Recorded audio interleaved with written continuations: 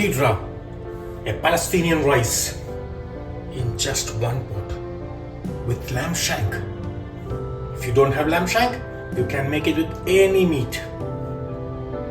So fluffy, so good. Don't waste time. Let's move on to the video. Joss Moses Kitchen. ഇവിടെ 3 പേർക്കാണ് കേട്ടോ ഈ rice ഉണ്ടാക്കണേ.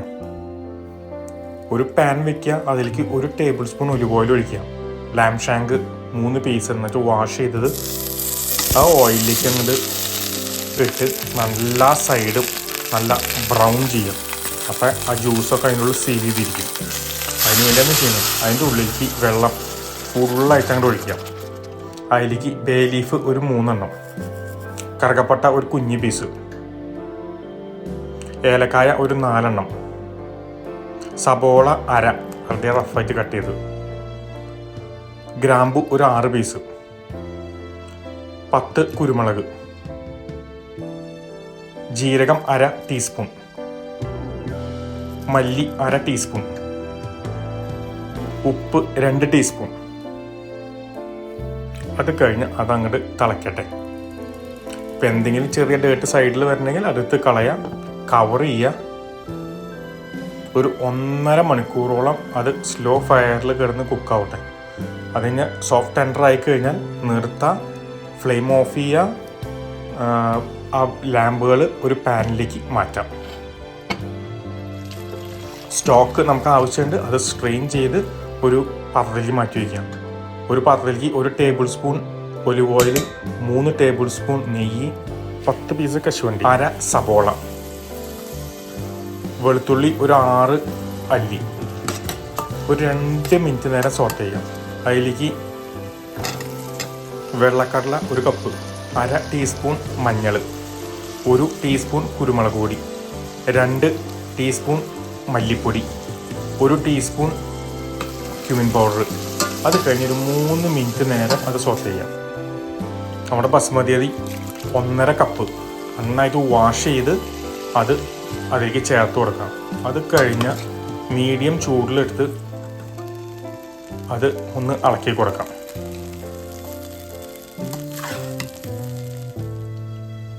മൂന്ന് കപ്പ് വെള്ളം, അതെന്ന് പറഞ്ഞാൽ നമ്മൾ എടുത്തു വെച്ച സ്റ്റോക്ക്, 6 ഗ്രീൻ ചില്ലി, 1 ടീസ്പൂൺ ഉപ്പ് ചേർത്ത് അതൊന്ന് നന്നായിട്ടൊന്ന് ഇളക്കാം. നല്ല ചൂട് നന്നായിട്ട് കൂട്ടുക, കവർ ചെയ്യുക.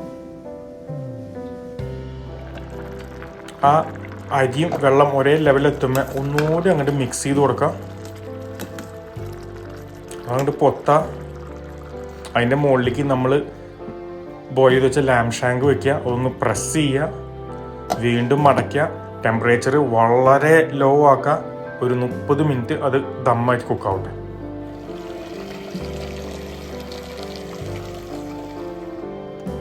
മിനിറ്റ് കഴിയുമ്പോൾ അത് തുറന്ന് നോക്കാം. ഒരു കിടിലൻ റൈസ് റെഡിയാണ്. സോഫ്റ്റ് ലാമ്പും റൈസാണെങ്കിൽ അടിപൊളി ഇങ്ങനെ വിട്ട് കിടക്കുന്നതും, അതും ഹെൽത്തി റൈസും കൂടിയാണ്.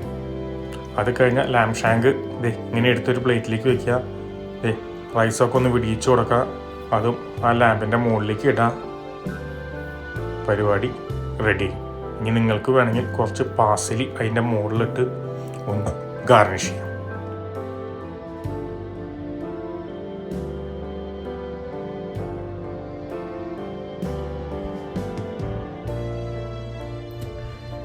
Kidra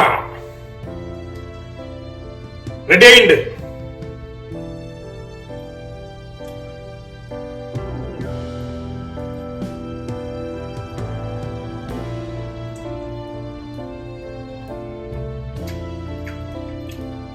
മീറ്റൊക്കെ അത്രയ്ക്കും സോഫ്റ്റ് ആണ് കേട്ടോ. ഓക്കെ,